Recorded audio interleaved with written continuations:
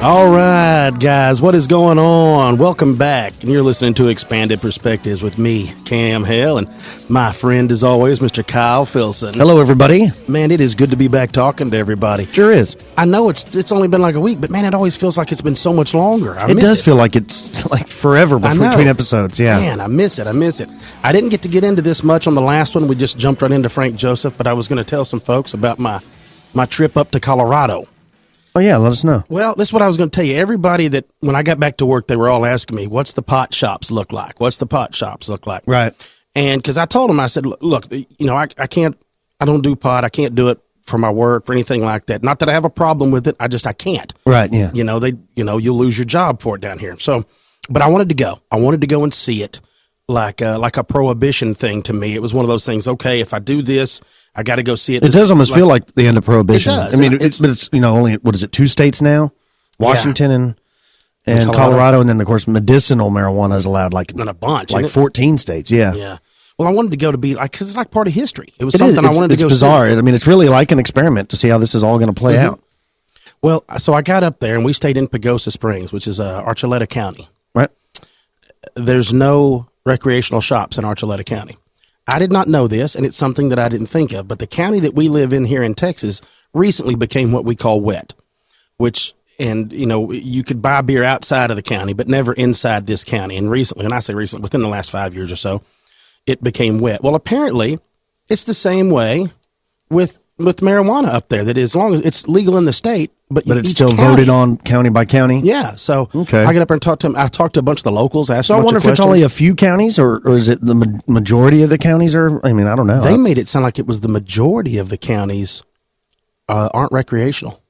I watched a kind of expose on CNN just the other day about it, and they were showing, and I didn't realize that it answered a question I had. I didn't know if non-residents can purchase legalized marijuana, and you can. Yeah, in a smaller amount. Like, I don't remember what the amount was, but non-residents can only purchase a super small amount, where if you're a resident, you can buy a much larger amount. But the main thing was that they said was it's not really checked on. So you could go to one shop, buy the maximum amount, walk down the street, go to the next shop, buy the maximum amount, and just do that all day long. So it's one of the loopholes they haven't figured out yet, isn't it? And then they were interviewing some actual drug dealers, and they're like, is this really hurting your income? And they're like, no, because the amount to buy it the legal way, it's like 40% tax. So whatever the amount was, it cost $60 at the shop. You can get it from a drug dealer for like $20. So, I got you. But there's a lot of people, I think, that they're happy to do it the legal way because they're not going to get in trouble, and you also know what you're getting. Yeah. Versus just a bag of pencil shavings or something.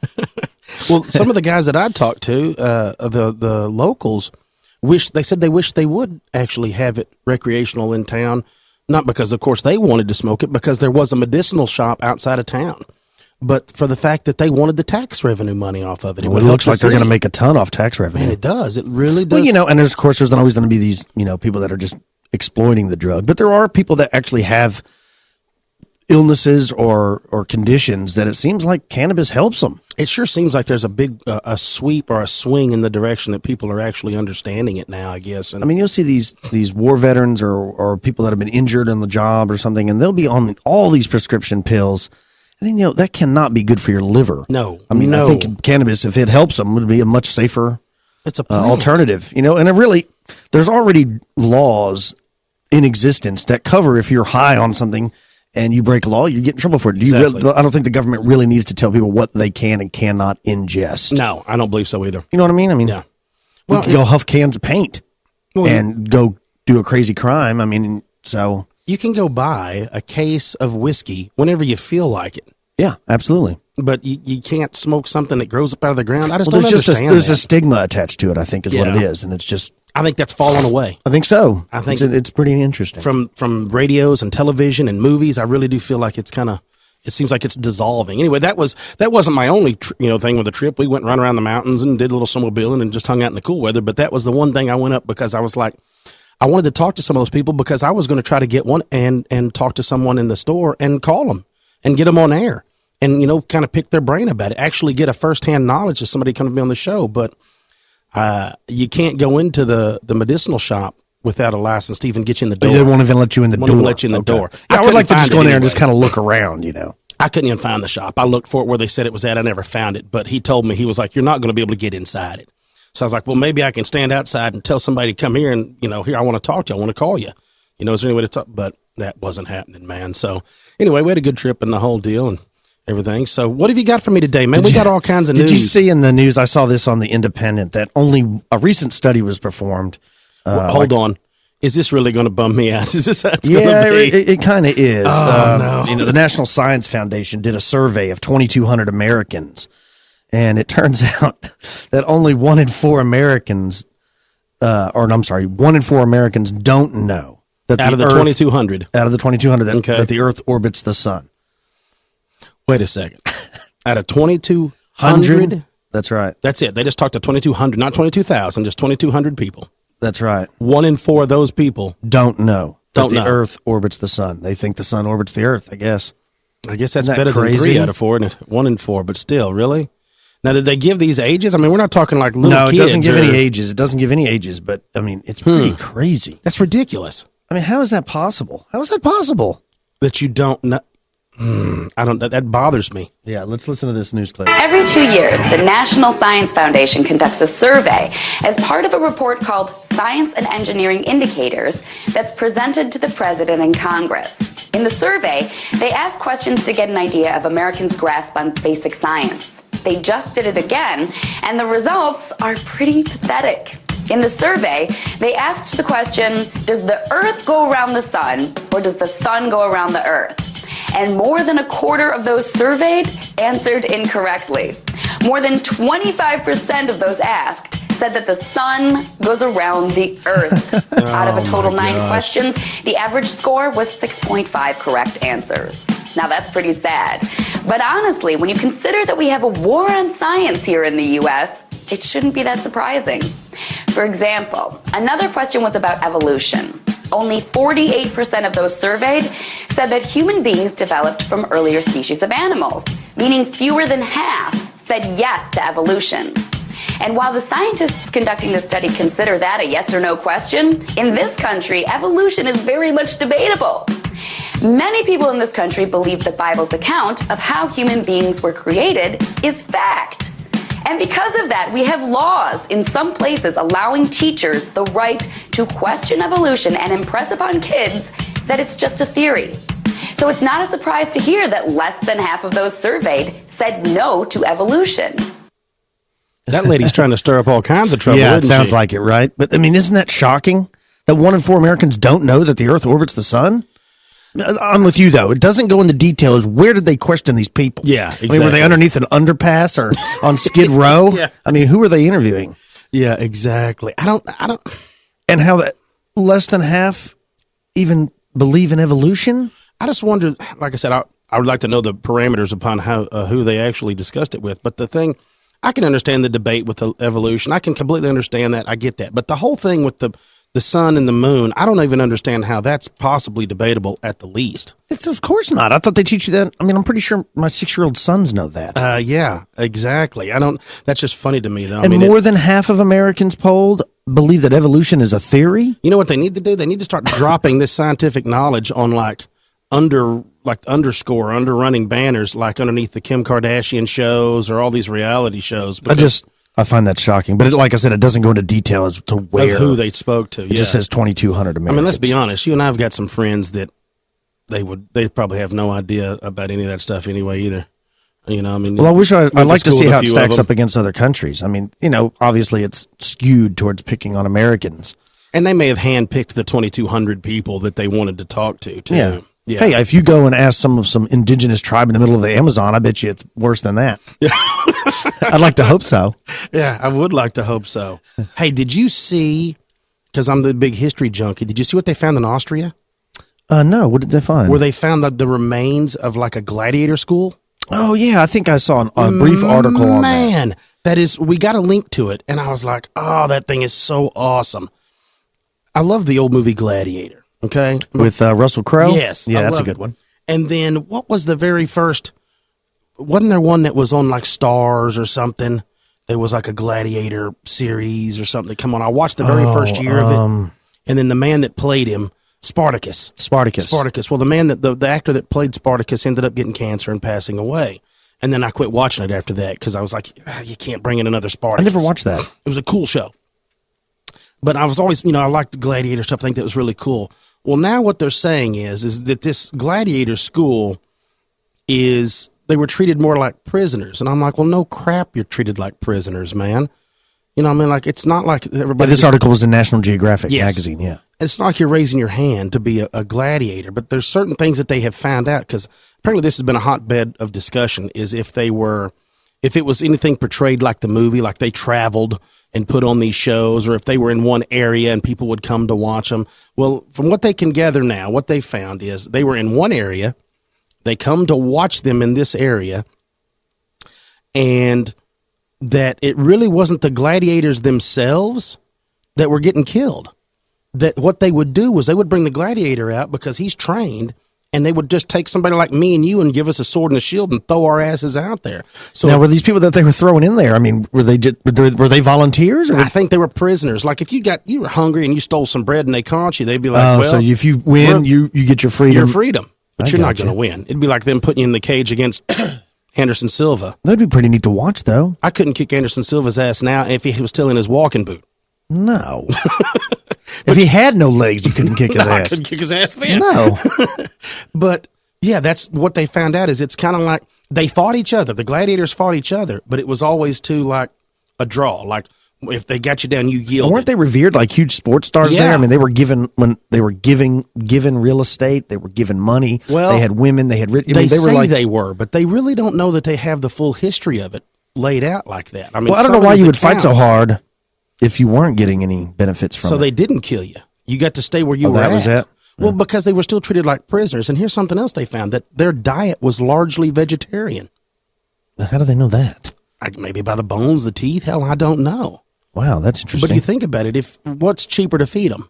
Just plants and crops, or giving them the meat that they need to go for the rest of the... Right, yeah. You really look at it like a prisoner situation. It would be like you housing these prisoners. I think most people back then, though, probably had more of a vegetarian diet than meat. I mean, I know they ate meat, but not as much as we do now. Yeah, exactly. I think so, too. Because, I mean, if you have 20 chickens and you just start eating chicken every night, you're going to be out of chickens in about pretty a month. Quick. Yeah, pretty quick. So, well, and the size of this thing, because they know there was like 3 main schools that have been set up that they found so far. There's probably many more. But this one in Austria was 11,000 square meters. Wow. I mean, so it's a huge, and they said it even had a heated floor. Now, did they think this was the Romans, I guess? Yeah. Were up in Austria? Yep. This is just another school that was there. I got you. So maybe it was like a big it was like the UFC. System. Yep. That's what it sounds People like. From or color, the WWE. Yeah, let's go to town and let's go to the Coliseum and watch some fights. Well, you get to watch them fight, and then they throw the other prisoners in there. And maybe that's what it was. They brought the other prisoners in to throw them in there and let the gladiators deal with them. Well, even in the movie Gladiator, not only were they just having people fight, but they were actually like reenacting famous battles from the war. So it was like a history lesson too. But then it was like live acting, but with real people fighting. Yeah. And then, of course, the tigers and stuff. It's crazy. But you think about it, I bet they never let them go. Because I just thought about this. If you took a man and he was a prisoner and you treated him that way, and now they had their own rooms, or they had like 2 men to a room, and they fed them and they trained them and all that, you couldn't let those men go, because what if they rose up against you?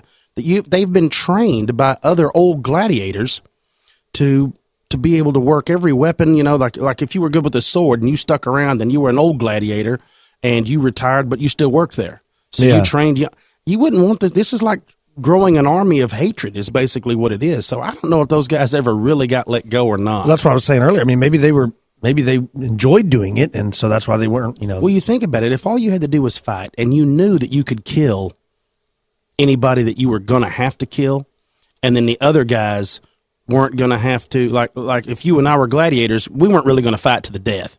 We were going to make it look good, like the WWE. It's going to look good. It's going to look brutal. You're going to kick me. I'm going to try to cut you on the leg. Nothing bad, So they didn't always fight to the death? No, the gladiators never fought to the death. Each other.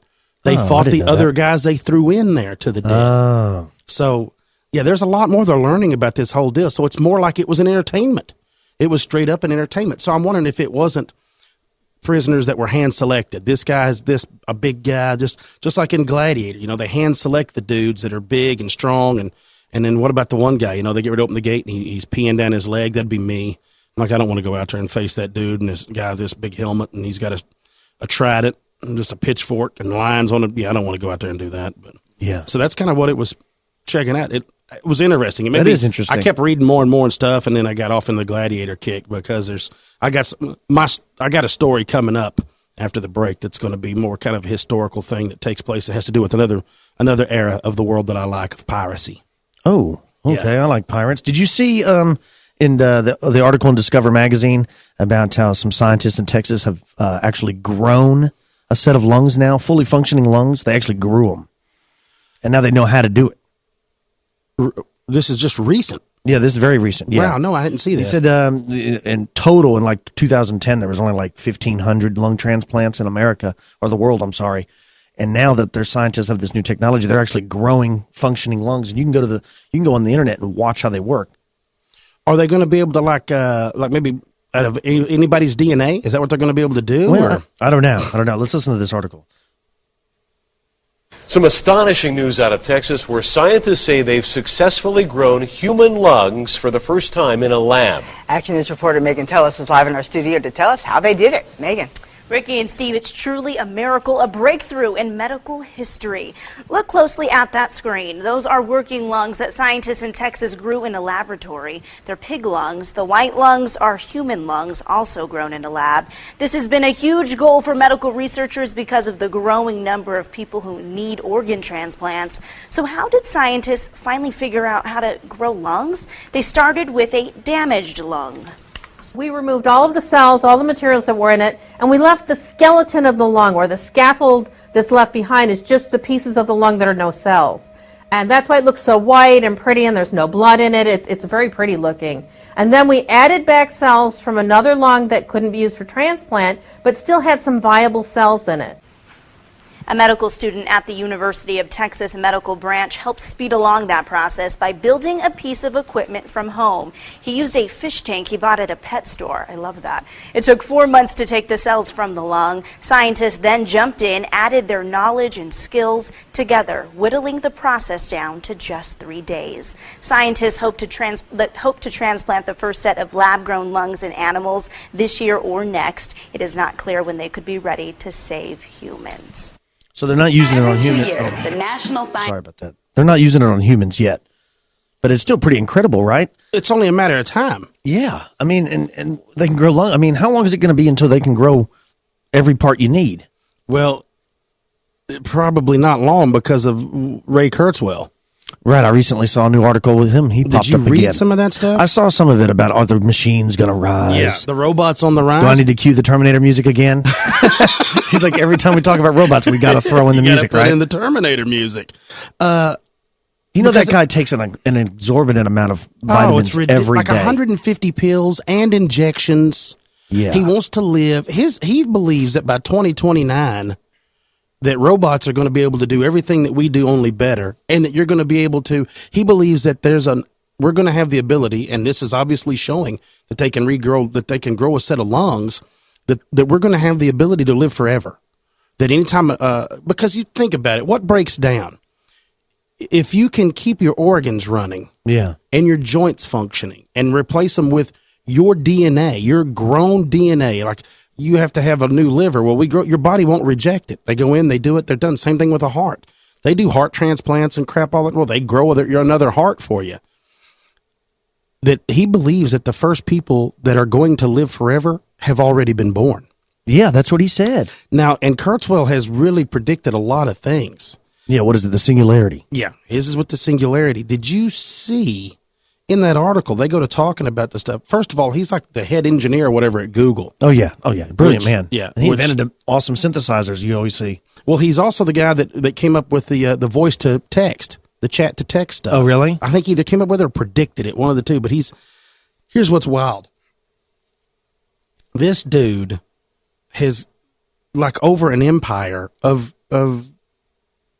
mad robotic geniuses. They bought Boston Dynamic. Google bought Right, I remember we talked about that. Okay.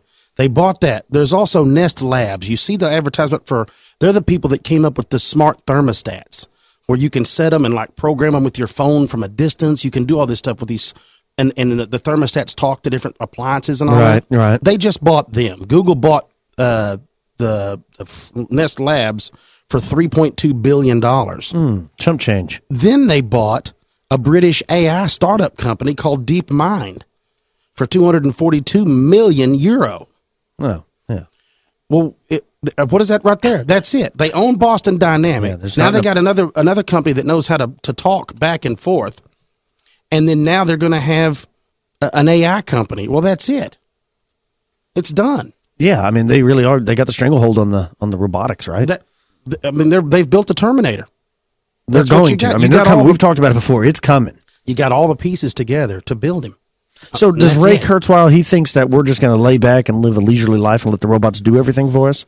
Is that what his plan is? Or is he actually talking about becoming a robot, well, like he's a cyborg? Talked about that too. But what he's saying is that by 2029, he believes that robots are going to be able to not only understand us 100% and not only crack jokes and have feelings, but that they're going to be able to know how we're going to react to these things before we even react to them. Wow. Just kind of like, if you say something mean, it's going to hurt somebody's feelings. Well, they're going to be able to calculate all these things. I don't like the idea of it at all, one bit, because if you start making synthetic people, I always think about the new movie Prometheus. Right. And Michael Fassbender's character in right, there. yeah. And what was it in the David. old ones? Oh, I'm talking about in the old Alien movies. Bishop, that was Lance Henriksen's character. Right. But, look how real they look. That's what they want you to... And how do we not know now if you can grow that? You can grow skin. So now they're going to wrap skin over an exoskeleton. Yeah. Cue the Terminator music. And then here they come. Except you're not going to be able to pick them out. Well, and also... just like we were talking about the scientists growing the new lungs and being able to replace all your organs living indefinitely. Do you really want to live indefinitely? No, I do not. I wouldn't either. I mean, I do not. I might want to live longer than the average lifespan of a normal human is now, but I can't imagine being like a vampire and I want to be alive for 800 or 900 years. Well, if you, what if it's only the powerful and the people with money that have that done? Well, not all your friends are going to have that kind of money. That's right. I don't want to be around without friends and family. I think back to, what was it? That one quote from what is that? The movie with there's The Green Mile. Yes, yeah, that's it. When he says, all my friends and family are gone. He's just you don't think about it to that very end of the movie. And you're like, you think it'd be great to have all that everlasting life, and he's like, no, really, it's terrible because everybody I ever loved is gone. Dies. I've watched them die. Yep. Yeah, I don't want to live forever. So I hope medically it helps everybody out, but I don't want to. No, I don't want anything to do with that. You kidding? Did you see the new Sasquatch pictures from Yellowstone? No, I did not. Oh man, I'm trying to find it. Is this the 4 tips from Cryptomundo on how to catch Sasquatch? No. This has nothing to do with it. This has come out since that. Okay, what you got? Just I'm looking for it. It's some new pictures, but let me guess. They're blurry. No, these are not. See, that's the really? Claim. Well, that's the claim. Okay, the guy, I'm trying to find his name. He I'm liking this already. Yeah. He claims that, look, that's what everybody always says. It's always blurry. Although these are really clear. These are really good. We finally have footage. And then he goes into showing, and I still don't see anything. Oh, I mean, you see it looks like a black figure. He's claiming that it's not blurry, but I can't make out any detail at all. Sasquatch himself is blurry. I cannot make out any detail at all. Okay, here it is. Here's the photo. Take a look at this. Okay, let me see it. What's the guy's name? Mark Anders? Montana Sasquatch on Camera by Mark Anders. Right. Now, like I said, I don't know hardly anything about it. I just noticed this right before we got on the air. It looks like it's very new. I mean, it's only got 300 views. So I think it was just posted within the last day. Anyways, but look at it. He claims about how clear it is and how you can see its face. Now, I haven't watched all the videos yet, so maybe later you can. But I'm looking at it, and it looks like a completely dark silhouette of something. Yeah, I can see the hair and the definition of the hair around it. I mean, it's like I wish I knew how he got the picture, because it looks like he's just, like it's walking right up to him, but I don't see any definition on its face or anything like that. And it's not showing it moving. It's just showing a photograph of it. Yeah, I think it's a still photo. Like I said, I haven't watched all the videos. There's like 40 up. Each one's like a minute long. I don't know why he doesn't do one continuous thing. I don't know if it's a kid. It's kind of like Dr. Melba Ketchum's got that new report out. Folks, here's another one. Search up Bigfoot, Yellowstone, Montana Giant Sasquatch. Or you can search up Mark Anders, A-N-D-E-R-S. Yeah, he's got a whole YouTube channel. He's got a channel. This picture is even a little bit better where it looks like it's walking off. Oh, see, now that one looks clearer than the one that was just facing the camera, right? Yeah. Man, I'll tell you what, and it looks like there's crap in there, and I don't know. I don't know if it's a suit. I don't know what it is, but either way, it looks cool as hell. Yeah, I'll put links up to it to the show, and I'm going to do some more research into it. That is really pretty neat deal. I'd like to know more about it for sure. We'll have to dive into this and see what we can come up with on this whole deal. But it looks really, I'm going to see if there's any crazy comments on it. The comments are always the best. Yeah, no, yeah. This guy, where is this actual video footage? Yeah, that's what I don't know. I don't have any idea yet. Yeah, they're already busting on him pretty good. Oh, are now. they saying? Yeah. Because but you know how people get. They don't know. And like Trolls. I said, I don't know. Yeah, they're trolling. I don't know. Right, I don't know either. But it does look cool. That is a clear photo, but I didn't see a clear picture of its face. That's my only problem. That's it. It's like, it looks like he's got a cigar or something in his mouth. A pipe.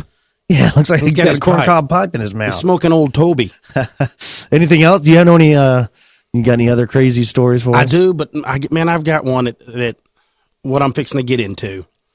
And after the break, I'll get into it. But my brother-in-law is the one that kind of led me down this path because he's a kayak fisherman. Uh-huh. And offshore and inshore, right, yeah. and all that stuff, Robert. And I got a few brother-in-laws, yeah. And so he's the one that got me into this whole thing whenever we were first talking about going to the coast and doing some kayak fishing.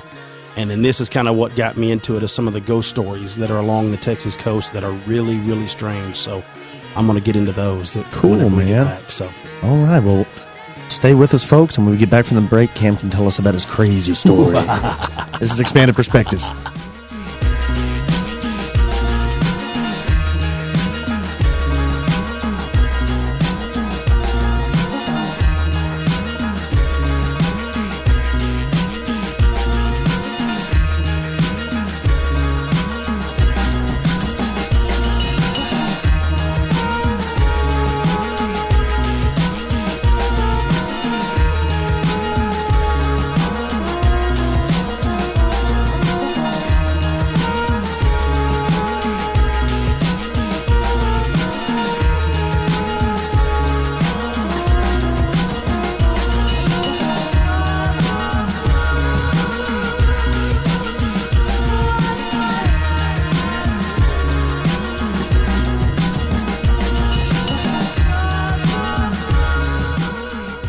All right, guys, we're back. I'm going to drop a little knowledge on you, Philly. Since recording today is Texas Independence Day, I figured I would do a little ghost story actions from Texas. Right on. I like ghost stories. And like I led into before the break, is my brother-in-law Robert's the one that got me involved in this. And it wasn't in the ghost stories. It was in the things that led to it. And he likes to give me hell because I don't really like the ocean. I don't mind kayaking. You don't like out water, there. period, right? Yeah. But I'm not going to get in it. And he's like, what happens if you fall off? And I was like, well, don't. Well, that's what's shocking to me is you actually like kayak fishing. Oh, yeah. But you hate the ocean. I'm not falling out of that thing, man. Well, you could, though. Shut up. Let's just stop right there. Lots of things could happen, but it's not going to happen, okay? If I I would be petrified. But so he likes to send me these links and send me this stuff, and was always sending me different things about like shark sightings and crazy pictures of a dude. Like one guy's holding up a fish he caught like at 2 a.m, and there's like a shark swimming behind him. He don't even see it. You can't tell it till the camera flashed. He loves doing that crap to me. Yeah, I like those. So, yeah. It shows people like surfing. There's like a 20-foot great white inside the water next to him, and I'm like, whoa. Yeah. So this is kind of what led into it, is he sent me this. This has been a while back. He sent it to me. And so I checked in on it. I'm like, all right, I'm going to get to looking around in that. And then I've been thinking about it. And then it came up the way it was today. I'm like, I'm going to do an article on it and just kind of, because it's cool. It's a cool article. A lot of people do the articles, or they like the stuff with like haunted homes and haunted, buildings and cemeteries and places like that. This is actually along the coastline of Texas. The whole Texas coastline is haunted. What they call pins, which actually stands for the Padre Island National Shoreline. Uh-huh. There's miles of it that there's nothing out there. Like I've been there. Pins. Okay, you can go 50 miles down through there. There's no homes, there's no houses, there's no nothing but dunes. Yep. Sand dunes and the ocean, and that's it. Yeah. Nothing out there. A lot of bird watching goes on there. A lot of it, yeah. A lot of badass shoreline fishing. They catch sharks. It's good fishing down through there because you're back away from any and everything, miles. So I'll get into a little bit of the history of this area around Corpus Christi Bay. Uh-huh. Because what people don't realize that don't live in Texas or haven't, it's a kind of a traumatic history that actually happened in this area. That it starts with there was cannibalistic Native Americans that were believed to be cannibals, and even some of them were proven to be cannibals that ran from pretty much the area around Houston all the way down to Louisiana, along that whole coastline area. They were cannibals. Yes. Okay. Not 100% cannibal, but they were known like to do certain parts. Well, what they would eat their enemies, trying to gain their power. That was just like most things.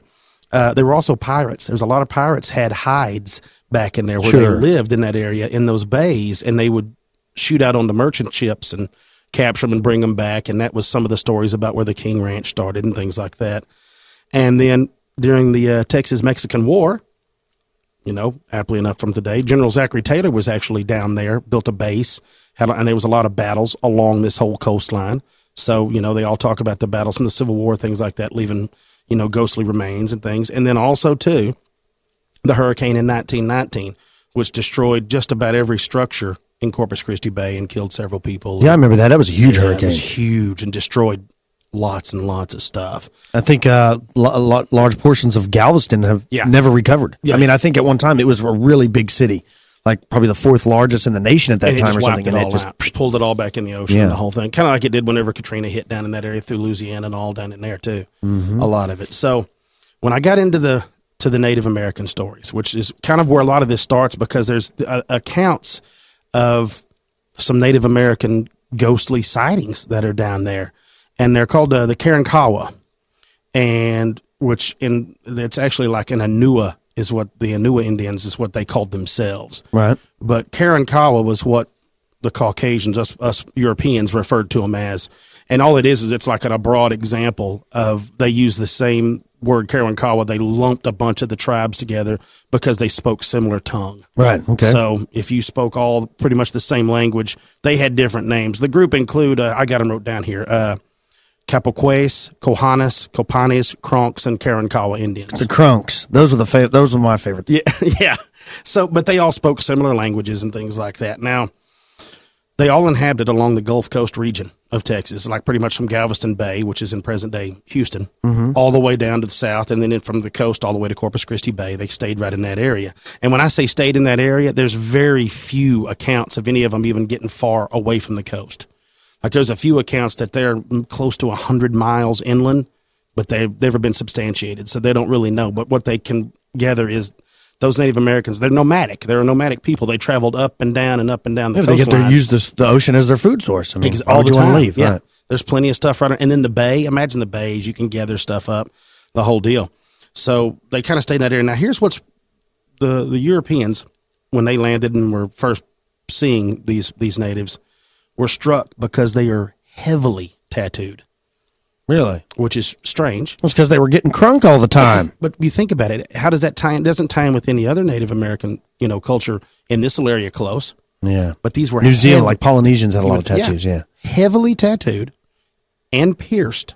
Right. And this is what one of the very first things the Europeans spoke of was the height of these natives, between 6 and 7 feet tall. Ooh. So very large. This is their men. Very large, tattooed, pierced warriors. Right. Now, you could imagine that'd be scary as hell to see if you I don't think I'd land short. No. They also covered their bodies with alligator grease or shark oil to keep mosquitoes off of them and all the bugs along the coast off of them. Just think about how horrible that would. It's horrible when we go down there fishing. You could only imagine what it would have been like then with nothing. So they covered. So now you're talking about these giant, if you'd never seen any sort of tattooing, and I'm assuming the Caucasian guys, they're not, us Europeans, we weren't huge people. You get there's these 6.5, 7 foot tall Native Americans, tattooed, greased, pierced, crazy. They would blow you away. I mean, and they were. So what year was this supposedly? Oh, this is going to be in the early 1500s. Okay. And there was even some of the Spaniards when landed actually stayed with them. One of them spent a year or two with them and said that they never saw anything that had to do with cannibalistic principles at all, or there was nothing that they had ever witnessed that they had done. Now, of course, there's other stories, and different parts of the tribes may have actually been somewhat cannibalistic. But the men and the women, of course, were both tattooed, right, and pierced. But the men had both their nipples pierced and their lower lips pierced. The women wore their hair all the way down to their waist. Yeah, so long, dark haired, and they all practiced head flattening. Like Herman Munster. Yeah. So they all did the whole head flattening of the skull and all that stuff. So they were probably way different than any of the other cultures that they had ever seen whenever anybody landed. The Europeans, the Spaniards, when anybody landed, it kind of blew them away. Now, when you get back into the whole cannibalism thing and the stories that was recounted by a lot of the Spaniards and things like that, a lot of the researchers today believe that it was the Atacapa people, and they actually stretched from Galveston Bay to the Bayou Teche and Vermilion Bay in Louisiana, which kind of goes a little farther around, which is another, they're still native, but they were the ones that and they're the same thing, also heavily tattooed tribes. Gotcha. So they kind of attribute that to maybe where some of the cannibalistic stories come from, because it's hard to tie any of the Caracanas to the true cannibalism.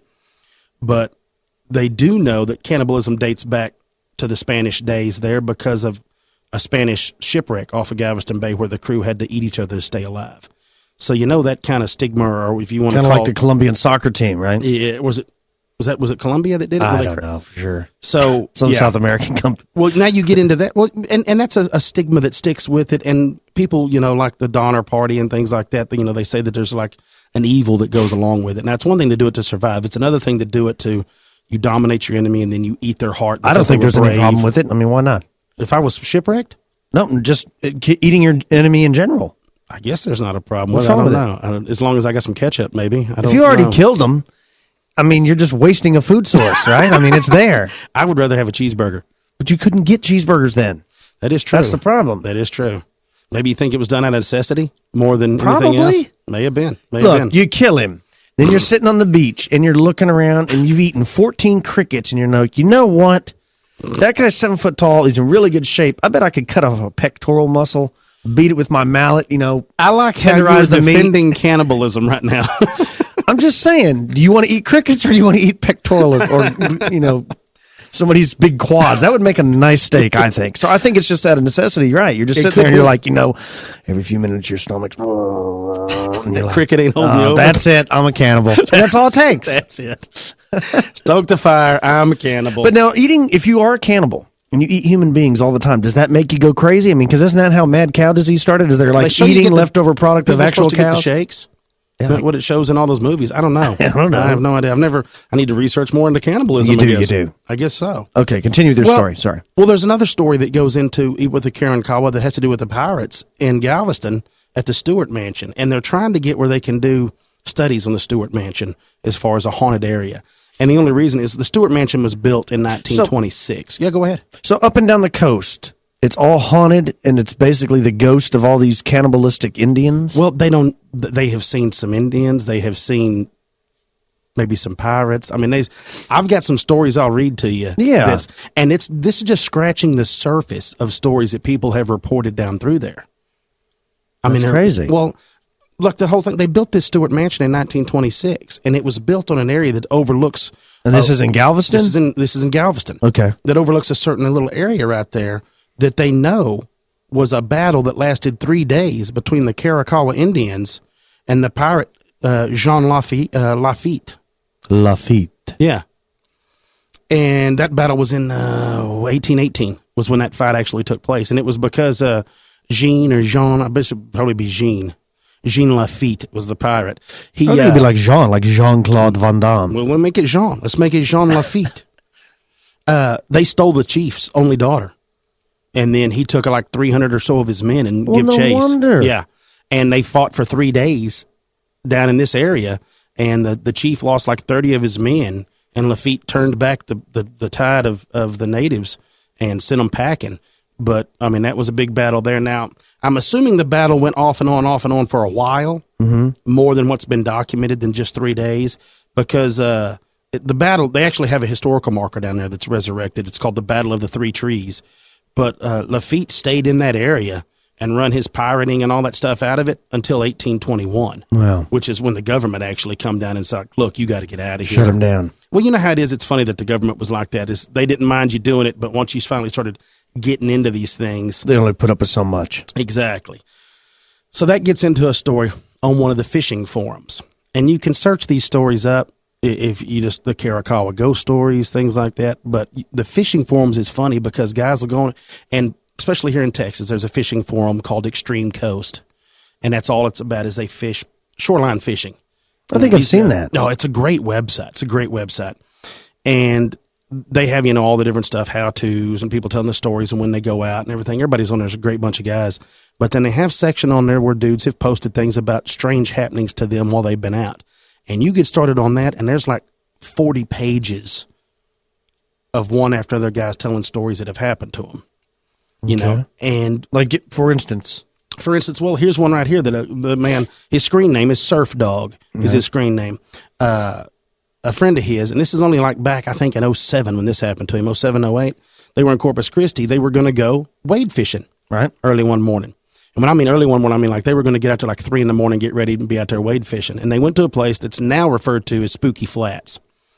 And the story goes, he says that they got parked and that they got their waders on and their headlamps on and got their stuff out. And he said it was a full moon. And by the time they got everything ready and was getting ready to head out, they said that is about, which he says about 3 to 3:30 in the morning, which is, I've always been told, the witching hour. That's right, the time, that you see all these things. I want to know how they know that. I have no idea. Because if it's like 3 a.m., does that mean it's like the witching hour at like 2 p.m. over in like Sri Lanka or something? Maybe so. Maybe it's, yeah. Or is it 3 a.m. everywhere? 3 a.m. everywhere. It's a universal 3 a.m. Wherever it's 3 a.m. is when it happens. Oh, okay. I don't know why that is, though. That is strange. But it's funny that a lot of this stuff happens at about that time. Yeah. So he said that they looked out into a tidal flat pool. And he said they were a few hundred yards away from it, and they saw what looked like smoke. Now, they don't have their headlamps on. It's full moon. He said they see what looks like smoke coming up off this tidal flat. Right. And he said the more they look at it, it looks like there's a fire going. He said as they get a little closer, they walk to it. They're like, what is going on? Well, then they hear chanting. Yeah, exactly. Like some sort of native chanting. And he said it actually sounded like a tribal song in chant.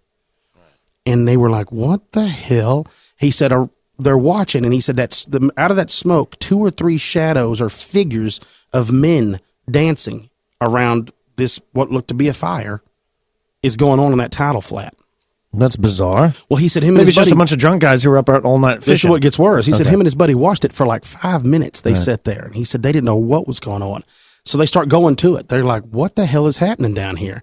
They finally get close. They turn their headlamps on, walk down there to it. There's nothing there.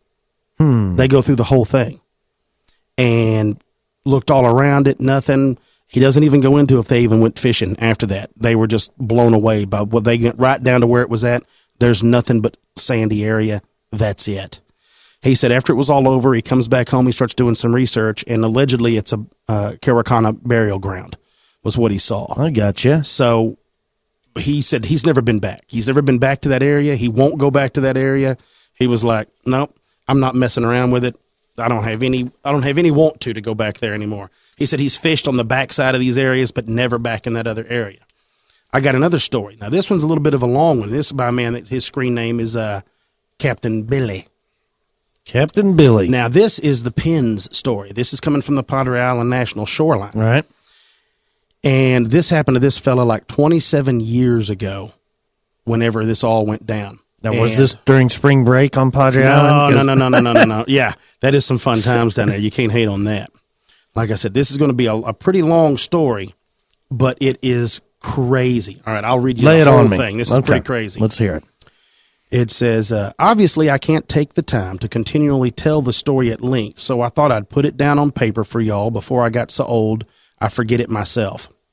I'm simply going to tell it the way it really happened, and you believe what you want or what you will about it, for I really don't care. I will assure you that there's not a word of fiction in it. It happened, and I'm simply relaying it to you. I will caution on judging its merit, though, when you weren't there. On October 19th, 1978, a buddy of mine named David and I went on an overnight trip down into the Devil's Elbow section of beach south of the Big Shell. We intended to put out shark rigs and spend the night, but our primary goal was to catch and bring back as many large Jack Crevalle as possible for freezing for next year's shark bait. There was not much happening in the Big Shell, but once we dropped off the Devil's Elbow, the large Jack Crevalle were everywhere, and we went to work with 20-pound test and spoons, and by midday had landed 18 or so, most of which over 20 pounds. We also encountered the largest group of shark I had ever seen in one bunch up shallow. There were 40 sharks in the school, with most being 4.5 foot to 6.5 foot, lesser black-tip sharks. There were also 6 or 7 good bull sharks present. We considered sight casting one of the big bulls, but it seemed too easy, so we just followed them along the shore for a while and enjoyed the show. Late in the afternoon, we set up camp at the 33-mile beach and rigged and deployed shark baits, utilizing a one-man raft. I barely got back on shore in time and heard the nearest high dune to my evening prayers. For the nearest high dune for my evening prayers before sunset, and I noticed the temperature was beginning to drop as I hurried along. All at once, the hair began to stand up on the back of my neck, and I began to break out in goosebumps, even though I was walking at a fast pace. I almost instantly, as I was so cold, I thought that I would shake to pieces. Time slip. Exactly. I determinedly continued toward the dune, and within seconds realized the goosebumps were going away, and by the time I reached the dune, I was once again quite comfortable. When walking back towards the truck after saying my prayers, I could feel the chill beginning to happen all over again. On a hunch, I skirted to the north of my earlier path, and sure enough, I found I could control my body temperature by avoiding the cold spot.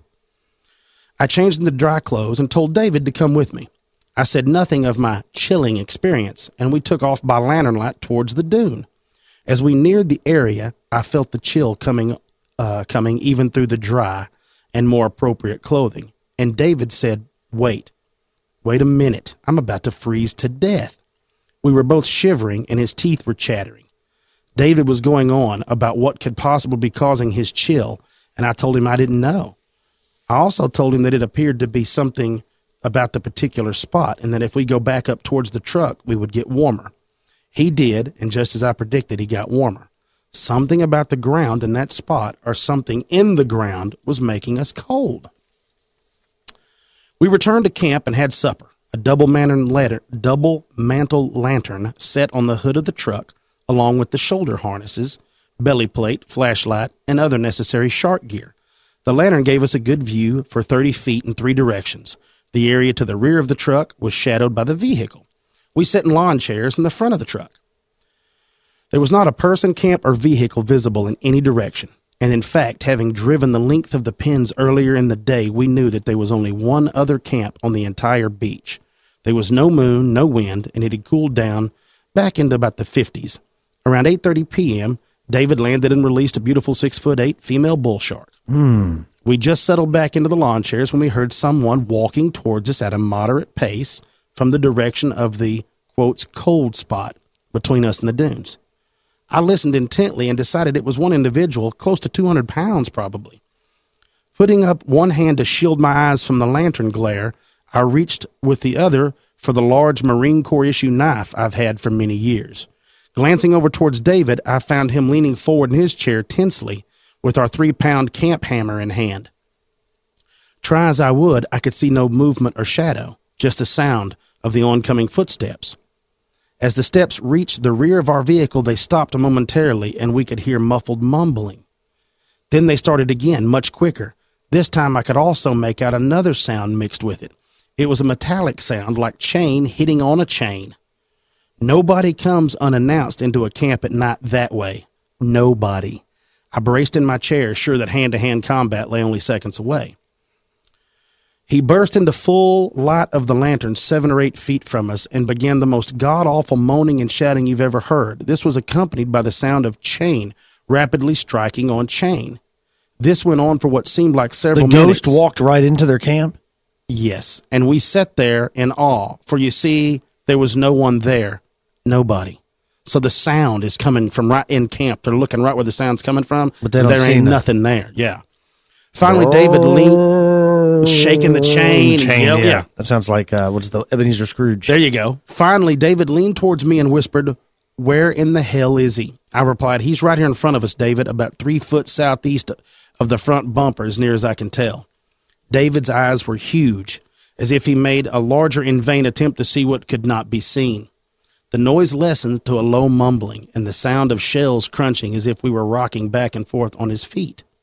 Then came a yell, and he ran to the rear of the truck, stopped and yelled again, and then came around the truck, yelling all the while to position alongside the driver's door. where he stopped and went through the whole routine again. He then stopped and walked back in the direction from which he came, and everything became deathly silent.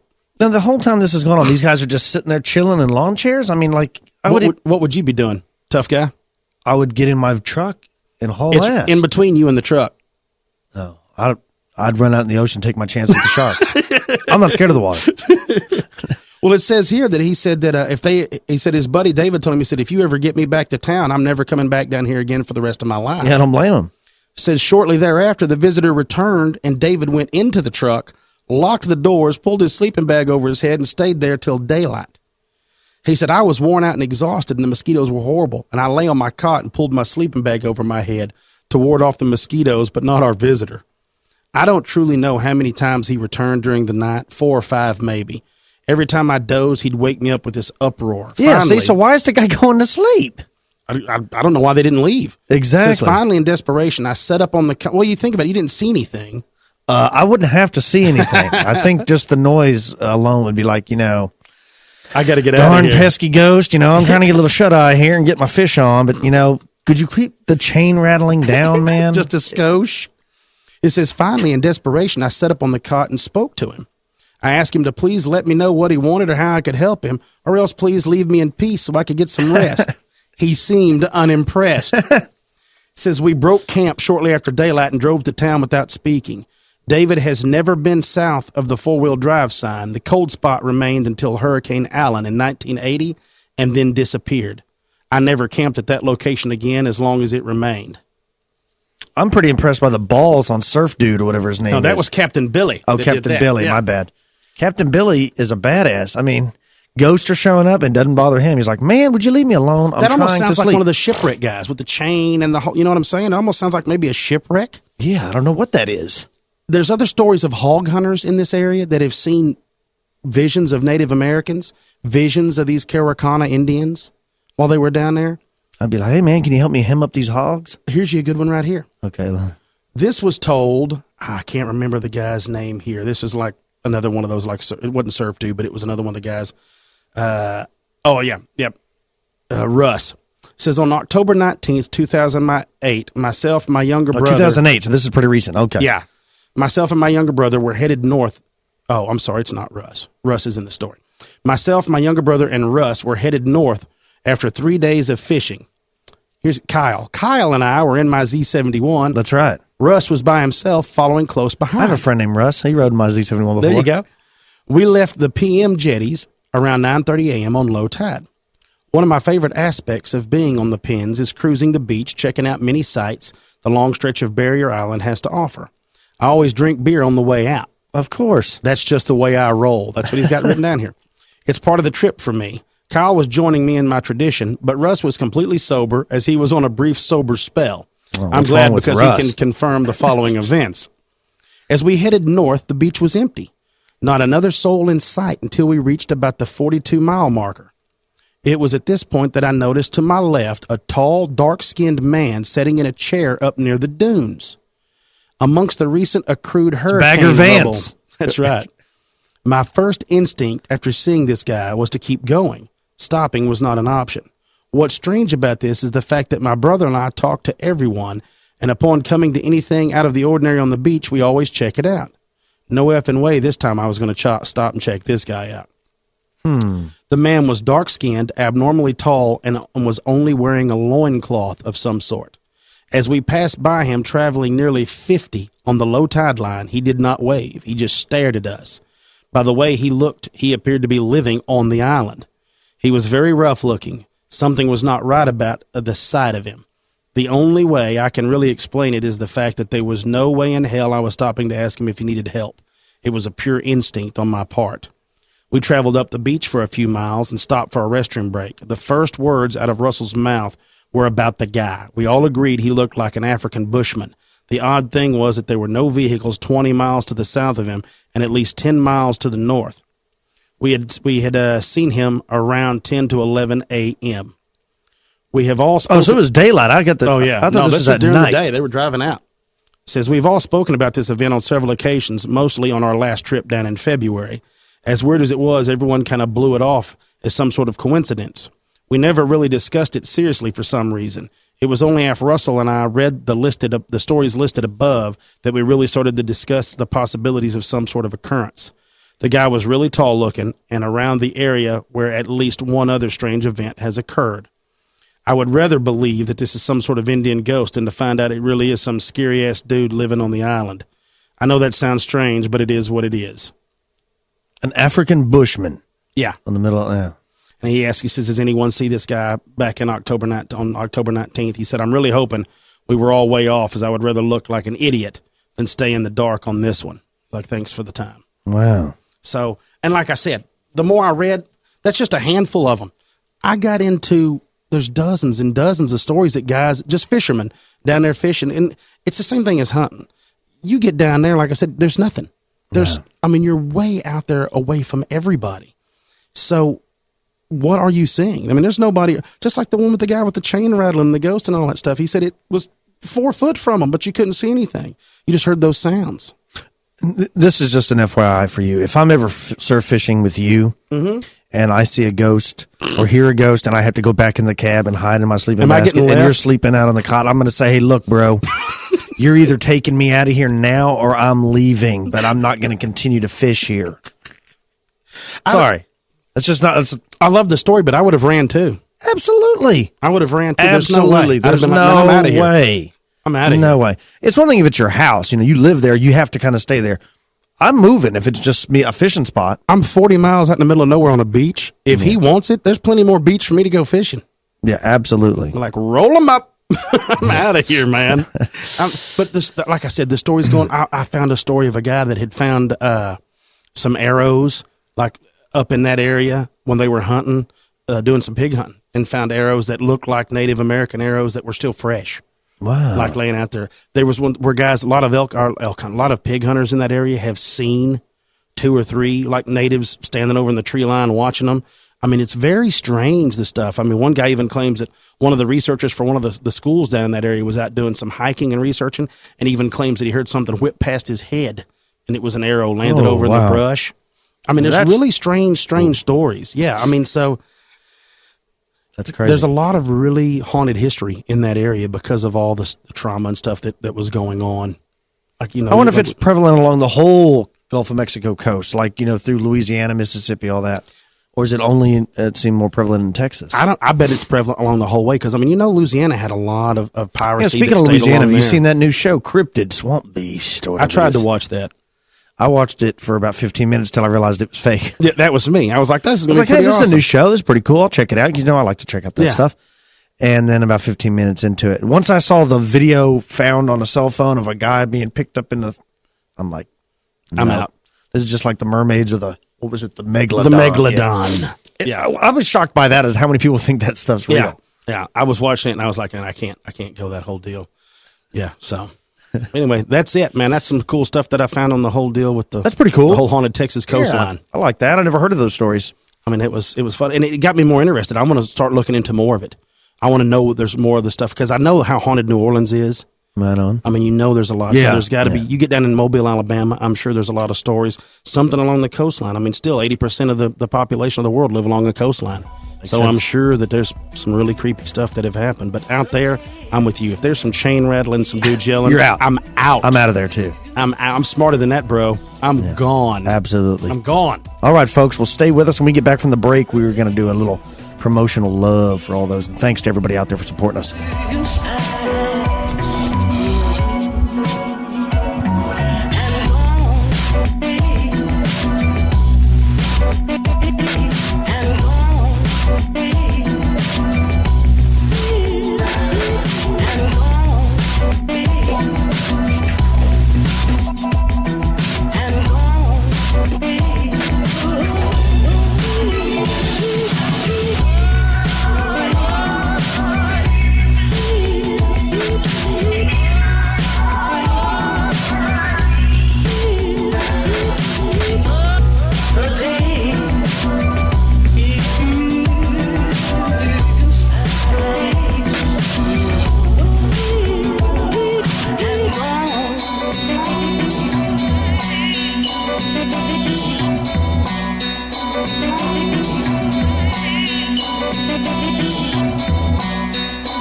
And welcome back to Expanded Perspectives, everybody.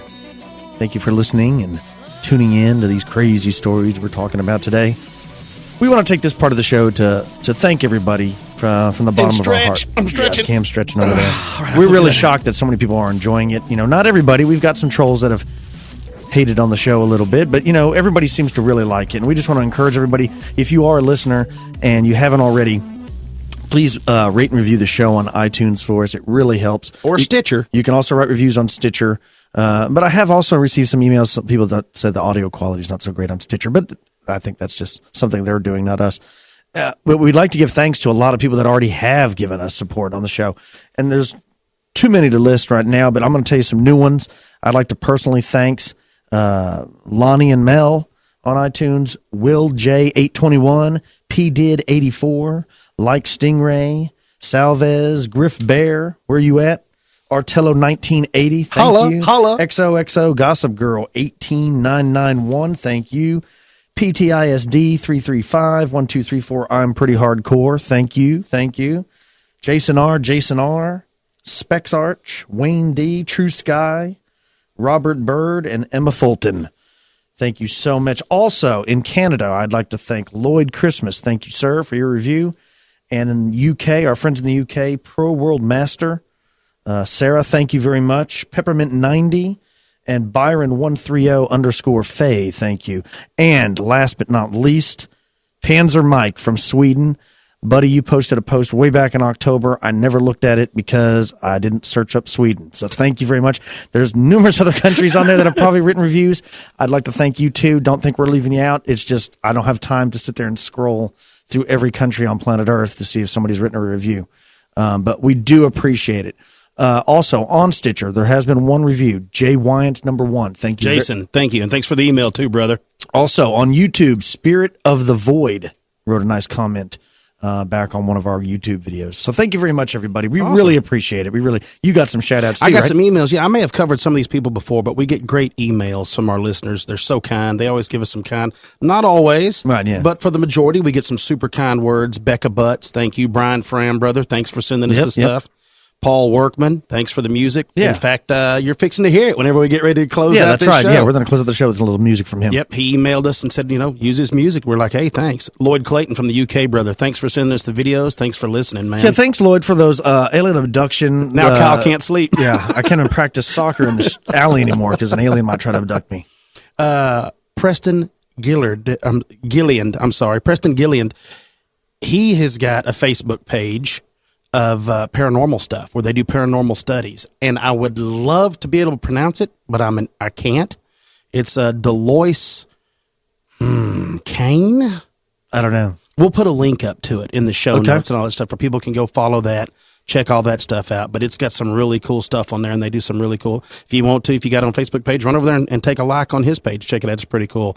Greta emailed us about the black-eyed kids, Greta, and I emailed her back, but we are in talks with David Weatherly, and as soon as he gets some time, he's going to come on. We're going to do a little chat about that. Katie from New Hampshire, thank you. She found us by doing the missing 411. She was searching up that. Oh, right on. Found some info for us, so thank you so much. And then Miss Terry Billow, thank you for such super kind words that you sent us. Hope you're having a wonderful time. Antonio Paris sent us some emails and stuff. He's got, from the aerial phenomena. He's got his second book. I know Antonio. Antonio's got his second book where you can pre-order it, and that stuff's coming out right now. It's called Challenges for the ET Hypothesis of UFO Phenomena, which basically it's his scientific approach to where you can question and things like that. We'll have to have him on the show. Yeah, we'll get him back on. And then, of course, our friend that's, helping direct more traffic to us from Australia was Warren Darragh, my friend. Warren, what's up, man? Warren, and we're going to have him on next. We'll play he's a little going to be on next. scene. So everybody that's got that, if I missed you, I'm terribly sorry, and, I'll get you next time. But thanks. Yeah, keep sending emails, and let us know. And please rate and review. We are enjoying doing this, and we're enjoying everybody that's coming along with us. Absolutely. So we got nothing but love for everybody. So, yeah, next week we're going to be talking a little thylacine, a little crypto fun. Oh, God, man, I can't wait. Thanks, everybody, again for listening and the kind words. And we will talk to you again next week. Have a wonderful week, y'all. Stay safe.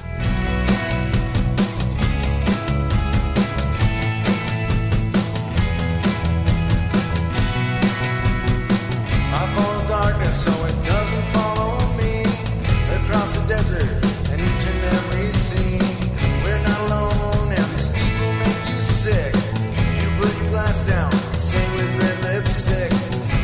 much younger then. We couldn't know about the lives we lead and about where we would go. This is our last chance. We can't survive.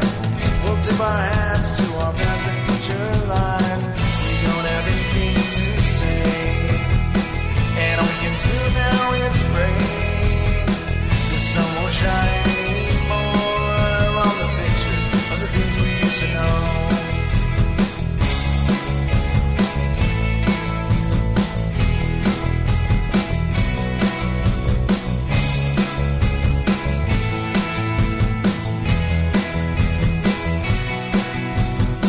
The city streets are filled with scenes of lovers gone astray and lives without a king. Where were we headed on this desolate dirt road? And where we'll end up, I guess we'll never know.